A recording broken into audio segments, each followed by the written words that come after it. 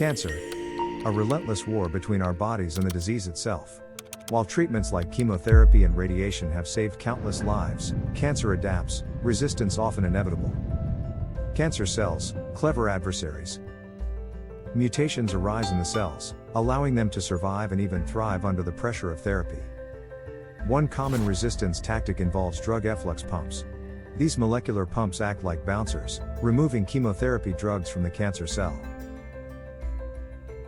Additionally, cancer cells can mutate the very proteins targeted by therapies, rendering the drugs ineffective. Some even hijack DNA repair pathways, patching up the damage inflicted by radiation and continuing to grow. As cancer evolves, so do the treatments being developed.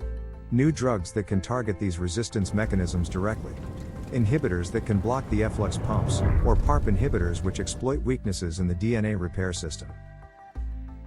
Another approach, combining multiple therapies, overwhelming the cancer cell's defenses. Targeted therapies, with their laser-like focus on specific mutations, can also bypass resistance pathways.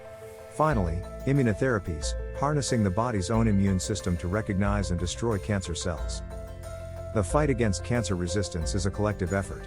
Researchers, clinicians, and patients all working together.